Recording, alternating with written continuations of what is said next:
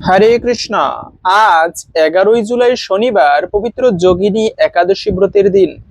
বছরের অন্যতম একটি শ্রেষ্ঠ ব্রত হচ্ছে এই যোগিনী একাদশী ব্রত। আজকের দিনে ভক্তরা বিশেষ ভক্তি ভরে ব্রত করবে, যোগিনী একাদশী ব্রতের মাহাত্ম্য কথা শ্রবণ করবে, ভগবান বিষ্ণুর পুজো করবে। তো আজকের দিনে যারা ব্রত করবেন কিংবা না করবেন, প্রত্যেকেরই উচিত ভক্তি ভরে এই ব্রত মাহাত্ম্য কথা শ্রবণ করা। এতে অনেকাংশেই একটুকু হলেও এই ব্রতের বিশেষ ফল প্রাপ্ত হওয়া যায়। তাই আজকের এই পর্বে আমরা সেই প্রসঙ্গে জেনে নিব। যদি আজকের এই তথ্যগুলো আপনার ভালো লেগে থাকে, অবশ্যই একটি লাইক করে কমেন্টে জয় শ্রী বিষ্ণু ভগবানের জয় একবার হলেও লিখে যাবার অনুরোধ জানাচ্ছি। দেখেন, প্রথমেই বলছি, অনেকে গতকালকে ব্রত করেছে। সাধারণত একাদশী তিথি গতকালকেই শেষ হয়েছে। তাহলে আমরা আজকে যে ব্রত করছি এটা কেমন করে হয়? আসলে এবছরে যে যোগিনী একাদশী ব্রত, এটা বিশেষ মহিমাপূর্ণ। কেন? এই ব্রতে হচ্ছে ত্রিস্পর্শা মহাদ্বাদশী আছে। আপনারা যারা প্রতিনিয়ত ব্রত করেন তারা তো জানেন বছরে 8টা মহাদ্বাদশী রয়েছে, যার মধ্যে একটা হচ্ছে ত্রিস্পর্শা মহাদ্বাদশী। এবং এই এই যে আমরা ব্রত করি, একাদশীতে কিন্তু উপবাস হয় না। সাধারণত আমরা ভাবি যে একাদশীর দিনেই বোধহয় ব্রত হয়, উপবাস হয়। উপবাস করতে হয় দ্বাদশীকে সংযুক্ত করে, দ্বাদশী সংযুক্ত ব্রত করা সর্বোত্তম। তো যদি কোনো সময় মহাদ্বাদশী পড়ে, ওই ব্রত অবশ্যই মহাদ্বাদশীতে করতে হবে। তো বিশেষ করে তার মধ্যে ত্রিস্পর্শা মহাদ্বাদশী অন্যতম। এবং এই মহাদ্বাদশীতে শুধুমাত্র ব্রত করলে তাতে বিশেষ মঙ্গল এবং পুণ্যফল লাভ করা যায়। এই ত্রিস্পর্শা মহাদ্বাদশীর ব্রত কথায় পাওয়া যায় স্বয়ং মা গঙ্গা দেবী, তিনি এই এই পৃথিবীতে মর্তলোকে আসতে চায়নি। ভগবান বিষ্ণুকে বলল, প্রভু, আমি মর্তলোকে গেলে পাপীরা স্নান করে আমার শরীরে অবগাহন করে আমাকে পাপ দিয়ে যাবে, কিন্তু আমি কি করে এই পাপ থেকে মুক্ত হব? তখন ভগবান বিষ্ণু বলেছিল, তুমি চিন্তা করো না, ত্রিস্পর্শা মহাদ্বাদশীতে ব্রত করো, তাহলে তোমার সেই সমস্ত পাপ থেকে মুক্ত হতে পারবে। এজন্য সেই সেই থেকে নয়, শুধু এই ত্রিস্পর্শা মহাদ্বাদশীর ব্রতের বিশেষ মাহাত্ম্য কথা উল্লেখ রয়েছে। কিন্তু ত্রিস্পর্শা মহাদ্বাদশী কেন আসে? যদি কখনো এরকম দেখেন, কোনো একাদশীর পরের দ্বাদশী তিথি 3টা দিনকে স্পর্শ করে। সাধারণত তিথি এটা হচ্ছে 24 ঘন্টা, 12 ঘন্টা, 18 ঘন্টা এরকম থাকে। কিন্তু কোনো সময় যদি অনেক বেশি সময় ধরে থাকে তিথি, বিশেষ করে দ্বাদশী তিথি 3টা দিনকে স্পর্শ করে, তাকে বলে ত্রিস্পর্শা মহাদ্বাদশী। যেমন আজকে শেষ রাত থেকে যদি শুরু হয় এই দ্বাদশী তিথি, তাহলে আজকের দিন তো পেলো একটুকু হলেও। আগামীকালকেও সারাদিন দ্বাদশী তিথি আছে, এবং পরের দিন ভোরবেলা সূর্যোদয়কে দ্বাদশী তিথি স্পর্শ করেছে। এই যে পরস্পর 3টা দিনকে স্পর্শ করেছে দ্বাদশী তিথি, তাকে বলে ত্রিস্পর্শা মহাদ্বাদশী। আর এরকম যদি মহাদ্বাদশী পড়ে, তাহলে ওই ব্রত একাদশীতে না হয়ে দ্বাদশীতে করতে হবে, এবং এই ত্রিস্পর্শা মহাদ্বাদশীর পালন করতে হবে ত্রয়োদশী তিথিতে। তো সেজন্য আশা করি বুঝতে পেরেছে আর আপনারা, এই ব্রত পালন করতে হবে আজকে 11ই জুলাই শনিবারে। তো এভাবে করে ব্রত তো আজকে করতে হবে। পালনের সময়টা আমরা বলে দিচ্ছি। পালন করতে হবে পরদিন সকাল 5টা 19 মিনিট থেকে 9টা 48 মিনিটের মধ্যে। এই সময়টুকুর মধ্যে পঞ্চরবি শস্য প্রসাদ দিয়ে ভগবানের কাছে বিশেষভাবে প্রার্থনা করে একাদশী ব্রতের পালন করবেন। একাদশী ব্রত ভগবান শ্রীহরির সর্বাপেক্ষা প্রিয় দিন। হরি কেন বলা হয়? হে হরি, হরি হরি কেন বলি আমরা? হরি শব্দের অর্থ হচ্ছে যিনি ভক্তদের সমস্ত জাগতিক দুঃখ কষ্টকে হরণ করে, এজন্য 2 হাত উঁচু করে হরিধ্বনি করি। আর এই ভগবান শ্রীহরি তথা বিষ্ণুকে প্রসন্ন করার অনেক প্রকার উপায় আছে। গরিব দুঃখীদের দান করা, ভক্ত সেবা করা, এ সকল কিছু অত্যন্ত মঙ্গলময় এবং পুণ্যময়। কিন্তু কলিযুগে একটি অন্যতম সহজ মাধ্যম হচ্ছে ব্রত করা। এই ব্রত করার মাধ্যমেও তার বিশেষ কৃপা লাভ করা যায়, ভগবান বিষ্ণুকে প্রসন্ন করা যায়। কিন্তু এজন্য সেই বিশেষ করে বছরে 24টি একাদশী ব্রত রয়েছে, আমরা তো জানি, কিন্তু তার মধ্যে একটি শ্রেষ্ঠ ব্রত এই পবিত্র যোগিনী একাদশী ব্রত। কেন এই ব্রতটি শ্রেষ্ঠ? বলা হয় যারা এই ব্রত পালন করবে ৮৮,০০০ ব্রাহ্মণ ভোজন করালে যে পুণ্যফল প্রাপ্ত হওয়া যায়, শুধুমাত্র এই একাদশী ব্রত পালন করলে তৎসমান পুণ্যফল লাভ করা যায়। কিন্তু সাধারণ কোনো বিষয় নয়, ৮৮,০০০ ব্রাহ্মণকে ভোজন করানোর সমান ফল লাভ করা যায়। আর এই ব্রাহ্মণ বৈষ্ণবের সেবা, ভগবান বিষ্ণু দুটি ব্যক্তিকে সব থেকে বেশি পছন্দ করে, এক হচ্ছে ব্রাহ্মণ, দ্বিতীয়ত হচ্ছে গোমাতা। এজন্যই তো তার প্রণাম মন্ত্রে বলা হয় নমো ব্রাহ্মণ্য দেবায় গো ব্রাহ্মণ্য হিতায় চ জগদ্ধিতায় কৃষ্ণায় গোবিন্দায় নমো নমঃ। হে ব্রাহ্মণদের হিত সাধনকারী গোবিন্দ, হে গাভীদের পালনকারী গোধন রক্ষাকারী ভগবান শ্রীকৃষ্ণ, আমি তোমাকে নমস্কার করি। তো এই ব্রাহ্মণের সেবা করলে কি হয়, সুন্দর একটা ছোট্ট কাহিনী মনে পড়লো। ওই সেবা করেনি ব্রাহ্মণের, শুধু এক গ্লাস জল দিয়েছে, তাতেই সে বৈকুণ্ঠবাসী হয়েছিল। একটা ব্রাহ্মণ ছিল ভারতবর্ষে। সাধারণত ব্রাহ্মণরা দান করে অপরকে, দয়ালু হয়, যজন যাজন পঠন পাঠন করবে, ভগবানের সেবা করবে, বিশেষ করে বিষ্ণু পূজা, শালগ্রাম শিলার পুজো। কিন্তু ওই ব্রাহ্মণ এগুলোর কিচ্ছু করতো না, বরঞ্চ এর উল্টো ছিল, সে সবসময় কর্কশ বাক্য প্রয়োগ করত। মানুষ সহ্য করতে পারতো না, অতিথি আসলে তাদের সেবা দিত না, স্ত্রীর সাথে রূঢ় ভাষায় ব্যবহার করত। একদিন কি হলো, কোনো একদিন শুভকালে গ্রীষ্মের প্রচন্ড তাপে রাস্তা দিয়ে এক ব্রাহ্মণ হেঁটে যাচ্ছিল। যাবার সময় প্রচন্ড জল পিপাসা পেয়েছে, ওই বাড়িতে উপস্থিত হলো। এসে বলতে লাগলো, ব্রাহ্মণদ্বয় খুব জল পিপাসা পেয়েছে, এক গ্লাস জল হবে? ব্রাহ্মণ সে রেগে গিয়ে বলল, এ বাড়িতে কোনো অতিথি সেবা হবে না, যাও এখান থেকে চলে যাও। মানে সে এমন একটা ব্যক্তি, পিপাসার্ত ব্যক্তি, কার না দয়া আসে। শত্রুকেও যদি দেখে কষ্টে আছে, তবে শত্রুর হৃদয় অনেক সময় বিগলিত হয়। এজন্য এজন্য সেই ব্রাহ্মণ এমন কর্কশ বাক্য প্রয়োগ করলো। ওই ব্রাহ্মণটা খুবই দুঃখ পেল, জগতে এমনও মানুষ আছে যে তৃষ্ণার্ত ব্যক্তিকে সেবা দেয় না। ঠিক আছে, দুঃখিত মনে চলে যাচ্ছিল। এটা ওই ব্রাহ্মণের স্ত্রী লক্ষ্য করলো। সে স্বামীকে গিয়ে বকা দিতে লাগলো, কেমন ব্রাহ্মণ তুমি, তোমার এই সংসার ধর্মের কি প্রয়োজন? যদি কোনো অতিথি তৃষ্ণার্ত হয়ে তোমার দ্বার থেকে ফিরে যায়, তবে এটা ঘোর অমঙ্গল, এমন কখনো করতে নেই। সেই স্ত্রী কিছু খাবার দাবার, শুকনা খাবার আর এক গ্লাস শীতল জল ওই ব্রাহ্মণকে দান করেছিল। এটা দেখেও সেই স্ত্রীর স্বামী, তিনি প্রতিবাদ করেনি, কিছু বলেনি। এই যে স্ত্রী দান করেছে, স্বামী দেখে কিছু বলেনি, অজান্তে তার সহযোগিতা করা হয়েছে। যখন ওই ব্রাহ্মণের মৃত্যু হলো, ভয়ানক যমদূতেরা কাল পাশে বিদ্ধ করে তাকে নরকে নিয়ে গেল। এবং নরকে গিয়ে সেখানে হচ্ছে ওই ব্রাহ্মণের বিচার বসলো। যমরাজ বলল, দেখো এর কি পাপ রয়েছে।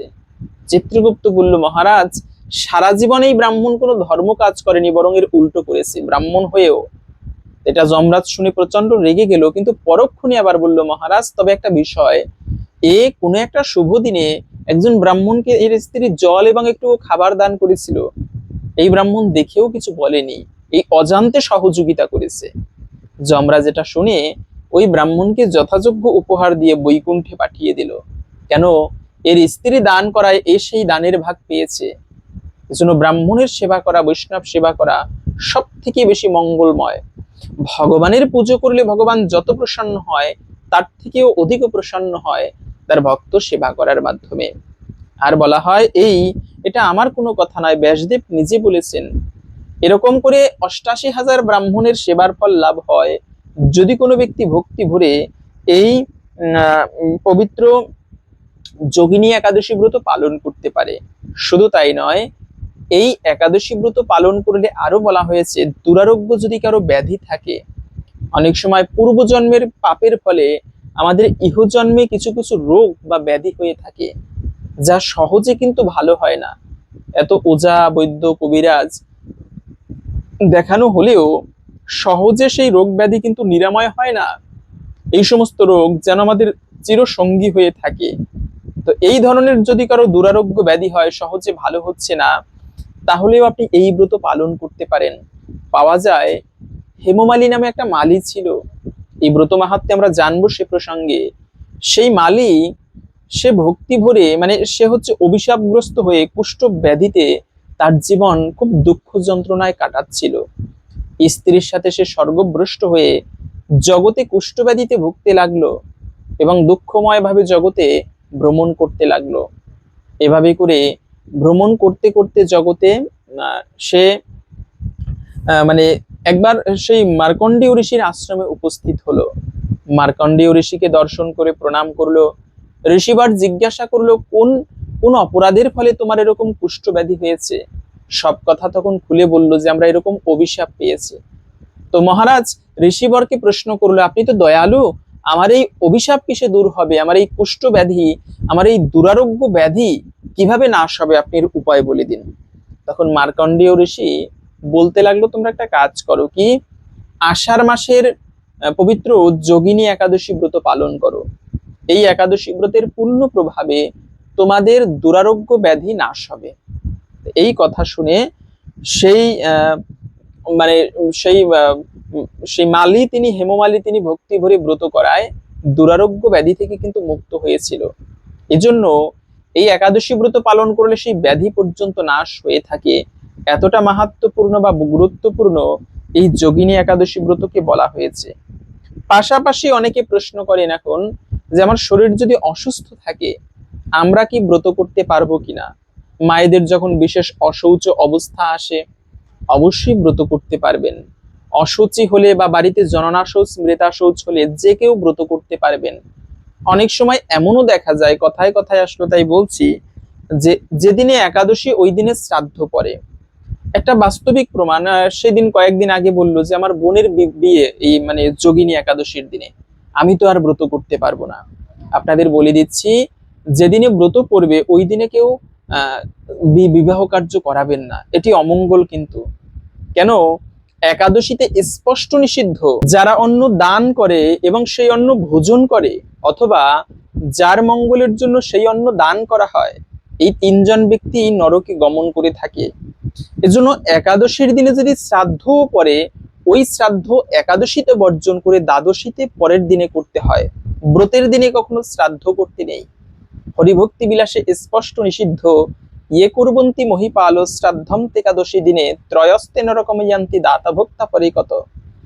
যে ব্যক্তি একাদশীতে শ্রাদ্ধ করে তিনজন ব্যক্তি নরকে যায়, দাতা বা যারা দান করে, ভোক্তা এবং শ্রাদ্ধদিষ্ট ব্যক্তি, এই তিনজনই নরকে গমন করে। এজন্য তদ্দিনে তো পরিত্যাজ্য দ্বাদশাম শ্রাদ্ধম আচরিত, একাদশীতে শ্রাদ্ধ পরিত্যাগ করে ব্রতের পরের দিনে শ্রাদ্ধ করা বাঞ্ছনীয়। তো এভাবে করে বিবাহ কার্য, যদি দেখেন একটা বিবাহের দিন আছে কিন্তু একাদশীতে বা উপবাসের দিনে পড়েছে, ওই বিবাহ কার্যের ডেটটা আপনারা পিছিয়ে দিতে পারেন, অথবা আগের কোনো বিবাহের দিন দেখে সেই দিনে করাতে পারেন। একাদশীতে বিবাহ করানো কিন্তু নিষিদ্ধ। বিবাহটা হচ্ছে মূলত মাঙ্গলিক, বিবাহ করানো শুভ, কিন্তু ওই বিবাহে যে ভোজন করানো হয় এটা কিন্তু অশুভ। এটা একাদশীতে করাতে নেই, এই বিষয়টা হচ্ছে অমঙ্গলের। এর জন্য আপনারা খেয়াল রাখবেন, একাদশীতে হচ্ছে এরকম বিবাহ কার্য বা একাদশীতে দান করা, এসব করা উচিত নয় কিন্তু। তো পাশাপাশি আরেকটি খুবই গুরুত্বপূর্ণ বিষয়, যে একাদশীর দিনে কি কি খাবার খাওয়া যাবে। হ্যাঁ, একাদশীতে সর্বোত্তম হচ্ছে নির্জলা ব্রত করা, জল ফোঁটা পর্যন্ত গ্রহণ করা উচিত নয়। এখন তো বর্তমানে আমরা একাদশীর দিনে পেট ভরে ভোজন করি, কিন্তু একাদশীতে কখনো পেট ভরে ভোজন করা উচিত নয়। উপবাস মানে উপবাসের মতো কঠোরভাবে পালন করতে হয়। আর এই অন্যান্য দিনে সাধনা করলে যে পুণ্য ফল প্রাপ্ত হওয়া যায়, একাদশীতে সেই ধর্ম কাজ করলে তার থেকে কোটি গুণ বেশি পুণ্য ফল লাভ করা যায়। এজন্যই তো একাদশী ব্রত এতটা মাহাত্ম্যপূর্ণ। তাই যমরাজ যমদূতদেরকে ডেকে বললেন, হে যমদূতগণ, তোমরা শোনো, যেখানে আজকে থেকে একাদশী ব্রত পালনকারীকে দর্শন করবে তাকে দূর থেকে প্রণাম করে চলে আসবে, কখনো তাদেরকে এই যমলোকে আনবে না। কেননা একাদশী ব্রত পালনকারী দেবতাদেরও দুর্লভ, আমাদের প্রণাম্য। সুন্দর একটা ব্রত মাহাত্ম্য পাওয়া যায়। অজান্তে ব্রত করেও ব্যক্তি নরক থেকে উদ্ধার হয়েছিলেন।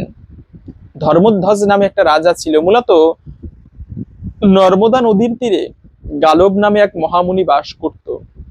এই মুনিবর সে অষ্টাঙ্গ যোগের অনুশীলন করত, পরব্রহ্মের সাধনা করত, এবং কখনো কখনো সমাধিস্থ হলে সাধনায় 7-8 দিন কেটে যেত, তার বাহ্যিক চেতনা থাকতো না। এতটা সাধনা করত সৃষ্টিকর্তার। কিন্তু তার একটা পুত্র ছিল, নাম ছিল ভদ্রশীল। বাবা করে অষ্টাঙ্গ যোগের অনুশীলন, কিন্তু তার পুত্র সে হচ্ছে ভক্তি যোগের অনুশীলন করে। বালুকা দিয়ে ওই নর্মদা নদীর তীরে বিষ্ণু মূর্তি তৈরি করে পুজো করে, আবার সন্ধ্যার পরে বিসর্জন দিয়ে দেয়। শুধু তাই নয়, নিজে একাদশী ব্রত পালন করে এবং তার বাবা সেই মনি ঋষিদের সবাইকে বলে, তোমরা আগামীকালকে একাদশী ব্রত সবাই ভক্তি ভরে পালন করবে। এভাবে করে সবাই একাদশী ব্রত সেই ভদ্রশীল পালন করত। একদিন গালব মুনির মনে প্রশ্ন আসলো যে আচ্ছা, আমি তো পুত্রকে এই একাদশী ব্রত পালন করা, পুজো পাঠ করা এগুলো শেখাইনি, তো ও কোথা থেকে এসব শিখতে পারলো? তখন সেই ভদ্রশীলকে প্রশ্ন করলো, পুত্র, আমি তো তোমাকে এই পুজো আদি করা শিখাইনি, তুমি কোথা থেকে এগুলো শিখলে? ভদ্রশীল বলতে লাগলো, পিতা, আমি হচ্ছে জাতিস্বর। আমার পূর্বজন্মের কথা স্মরণে আছে, আমি ভুলিনি। পূর্ব জীবনে আমি ধর্মধ্বজ নামে এক রাজা ছিলাম। ধর্ম অনুযায়ী রাজ্য শাসন করতাম, প্রজাদেরকে পুত্রের মতো প্রতিপালন করতাম। কিন্তু কি হলো, আমার রাজ্যে কোনো অশান্তি ছিল না, প্রজারা সুন্দরভাবে জীবনযাপন করতে লাগলো, কোনো অন্যায়, কোনো কোনো অনাবৃষ্টি অতিবৃষ্টি কোনো কিছু ছিল না। কিন্তু ওই মন্ত্রীদের কুমন্ত্রণায় আমি অন্যায়ভাবে বিভিন্ন রাজ্য দখল করতে লাগলাম এবং রাজকোষ বৃদ্ধি করতে শুরু করলাম। এভাবে করে রাজ্যে চুরি ডাকাতি বেড়ে গেল। সেদিকে আমি লক্ষ্য করলাম না, রাজ্যের প্রজারা পাপকর্মে লিপ্ত হলো, রাজ্যে দুর্ভিক্ষ দেখা দিল, কিন্তু সেদিকে আমি লক্ষ্য না করে অন্যায়ভাবে পাপময় জীবনযাপন করতে লাগলাম। একদিন কি হলো, সেই মৃগয়া করতে গিয়ে বনে গেলাম সৈন্যদেরকে নিয়ে। ভোরবেলা বেরিয়েছি, সারাদিনে কিছু আহার করিনি এবং সেই বনের মধ্যে সৈন্যদেরকে হারিয়ে খুঁজতে লাগলাম। সকাল গড়িয়ে দুপুর, দুপুর গড়িয়ে বিকাল উপস্থিত হলো, সৈন্যদেরকে খুঁজে পেলাম না। একাকী বনের মধ্যে রয়েছি, সেখানে জল ফোঁটা পর্যন্ত পান করিনি এবং খেয়াল করলাম সন্ধ্যার পরে কিছু তীর্থযাত্রী তারা সেই বনের মধ্যে ভাঙা মন্দিরে এসে রাত্রি জাগরণ করে রয়েছে। আমিও তাদের সঙ্গে সেই রাত্রে জাগরণ করে রইলাম। ওদিকে কি হলো, এভাবে করে আমি তাদের সঙ্গে সেই রাত্রি জাগরণ করে রয়েছি। সকালবেলা প্রচন্ড ক্ষুধা তৃষ্ণায় আমার মৃত্যু হলো। ভয়ানক যমদূত কালদূত এসে কাল পাশে বিদ্ধ করে আমাকে যমলোকে নিয়ে গেল। যমরাজ রেগে গিয়ে চিত্রগুপ্তকে প্রশ্ন করলো, দেখো তো চিত্রগুপ্ত, এর জীবনে কত পাপ আছে, একে কি শাস্তি দিতে দিতে পারি আমরা? চিত্রগুপ্ত সবকিছু দেখে বলল, মহারাজ, যদিও এই রাজা মহাপাপিষ্ট, কিন্তু এ ব্যক্তি মৃত্যুর আগে গতকালকে অজান্তে একাদশী ব্রত পালন করেছেন। এটা শুনেই যমরাজ সাষ্টাঙ্গে প্রণাম করলো ধর্মধ্বজকে এবং স্বর্গের দিব্য খাবার উপহার আদি দিয়ে তাকে রথে করে বৈকুণ্ঠে ভগবানের কাছে পাঠিয়ে দিল। এবং সেই গালব মুনি ভদ্রশীল বলতে লাগলো গালব মুনিকে যে, পিতা, এরপরে ভগবানের কাছে অযুত কোটিকাল দিব্য সুখ ভোগ করে আমি আবার এই পৃথিবীতে সেই একাদশী ব্রতের প্রচারের জন্য তোমার মতো মহামুনির পুত্র হয়ে জন্মগ্রহণ করেছি।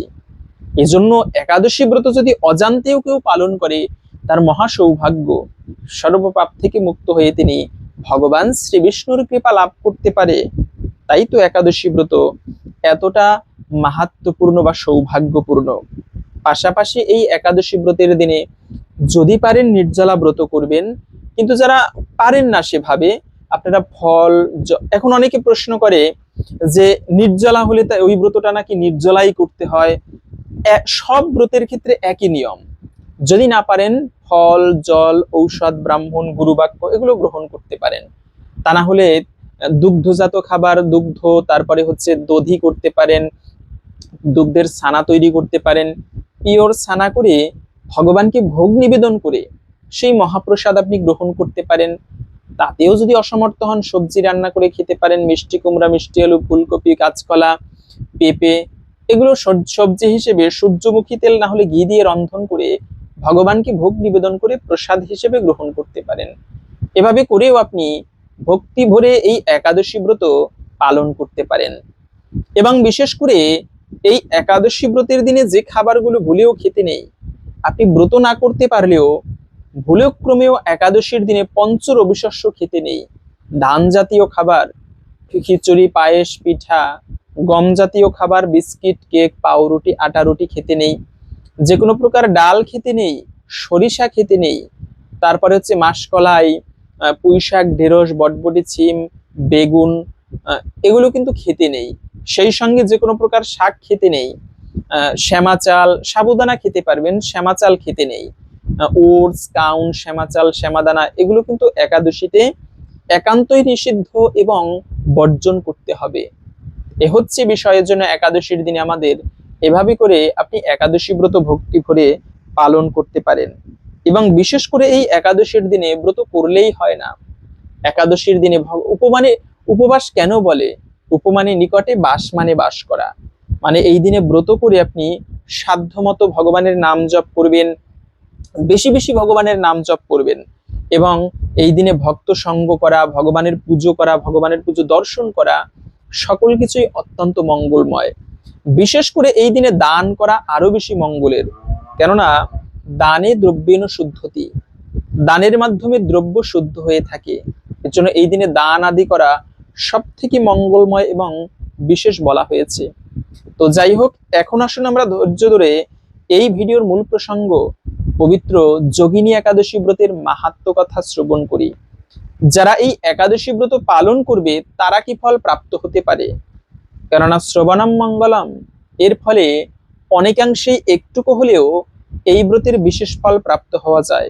তাই আসুন আমরা প্রথমে জেনে নিব ত্রিস্পর্শা মহাদ্বাদশীতে ব্রত করলে কি ফল প্রাপ্ত হওয়া যায়। এরপরে এই যোগিনী একাদশী ব্রতের মাহাত্ম্য কথা শ্রবণ করব। ত্রিস্পর্শা মহাদ্বাদশী, প্রথমে একাদশী, তারপর সমস্ত দিন, দ্বাদশী এবং রাত্রি শেষে ত্রয়োদশী হলে তা ত্রিস্পর্শা নামে অভিহিত হয়ে থাকে।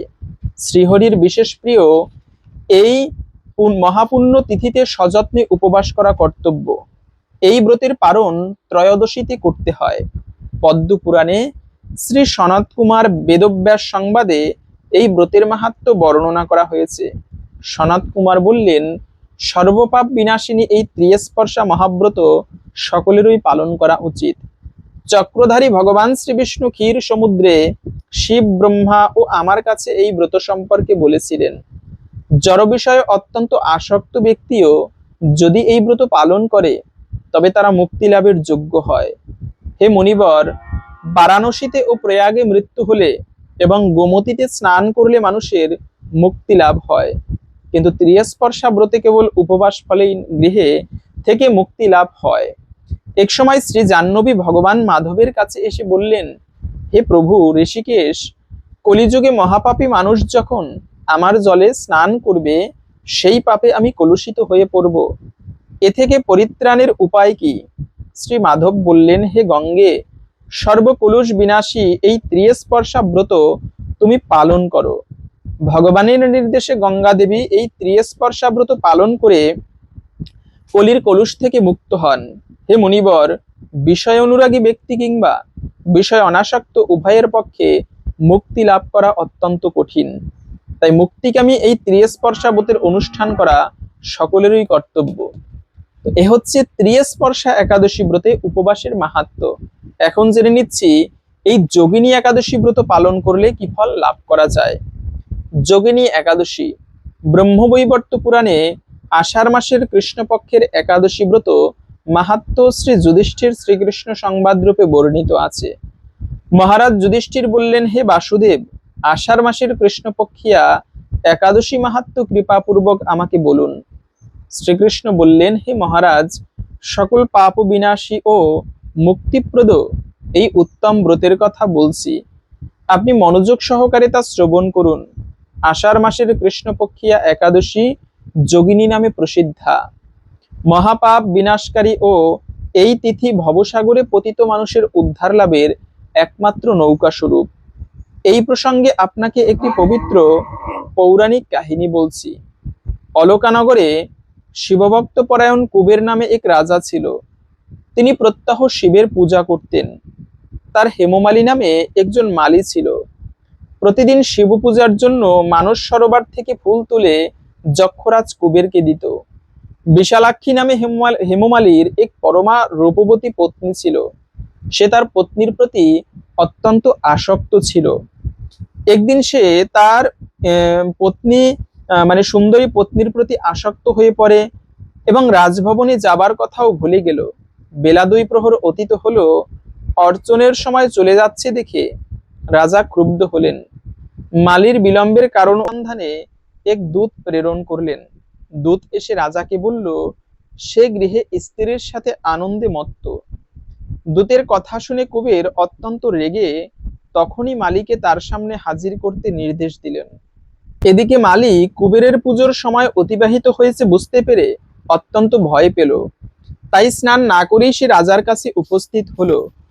তাকে দেখে রাজা ক্রোধবশে চোখ রাঙিয়ে বললেন, রে পাপিষ্ঠ দুরাচার, তুই দেবপূজার পুষ্প আনতে অবজ্ঞা করেছিস, তাই আমি তোকে অভিশাপ দিচ্ছি, তুই শ্বেত কুষ্ঠগ্রস্ত হয়ে যা এবং তোর প্রিয়তমা ভার্যার সাথে তোর চিরবিয়োগ সংগঠিত হোক। রেনিজ, তুই এক্ষুনি এই স্থান থেকে ভ্রষ্ট হয়ে অধোগতি লাভ কর। কুবেরের এই অভিশাপে হেমমালী পত্নীর সাথে স্বর্গভ্রষ্ট হয়ে দীর্ঘকাল যাবৎ কুষ্ঠরোগ ভোগ করতে লাগলো। রোগের যন্ত্রণায় দিন অথবা রাত্রে কখনোই সে সুখ পেত না।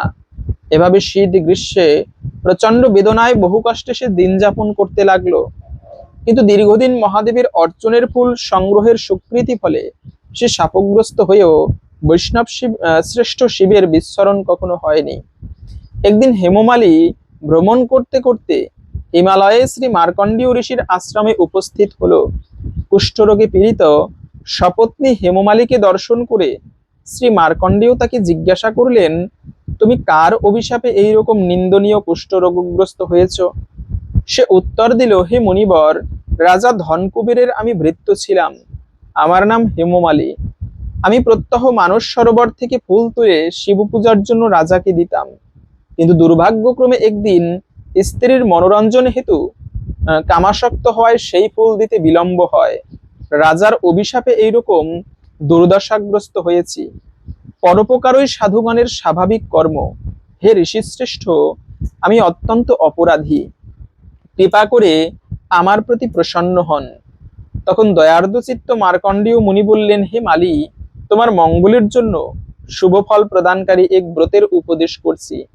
তুমি আষাঢ় মাসের কৃষ্ণপক্ষের যোগিনী একাদশী পালন করো। এই ব্রতের পুণ্য প্রভাবে তুমি অবশ্যই কুষ্ঠ ব্যাধি থেকে মুক্ত হবে। শ্রীকৃষ্ণ বললেন। ঋষির উপদেশ শ্রবণ করে হেমমালী তাকে প্রণাম জানালো। পরে অত্যন্ত আনন্দে ঋষির আদেশ মতো নিষ্ঠার সঙ্গে যোগিনী একাদশী ব্রত পালন করলো। এইভাবে হেমমালী সমস্ত রোগ থেকে মুক্ত হলো এবং সপত্নী সহ সুখে জীবন যাপন করতে লাগলো। হে মহারাজ যুধিষ্ঠির, আমি আপনার কাছে এই ব্রত উপবাসের মাহাত্ম্য কীর্তন করলাম। এই ব্রত পালনে ৮৮,০০০ ব্রাহ্মণকে ভোজন করানোর ফল লাভ হয়। যে ব্যক্তি এই পাপ মহাপাপ বিনাশকারী ও পুণ্যফল প্রদায়িনী যোগিনী একাদশীর ব্রত কথা পাঠ ও শ্রবণ করে সে অচিরেই সর্বপাপ থেকে মুক্ত হয়। তো এই হচ্ছে মূলত যোগিনী একাদশী ব্রতের মাহাত্ম্য কথা। আশা করি বুঝতে পেরেছেন এই ব্রত পালন করলে আমরা কি ফল প্রাপ্ত হতে পারি। তাই আপনি নিজে এই একাদশী ব্রত পালন করুন এবং সবার মাঝে ছড়িয়ে দিন, যেন আমরা এই ব্রত মাহাত্ম্য জেনে উৎসাহী হই ব্রত পালন করতে।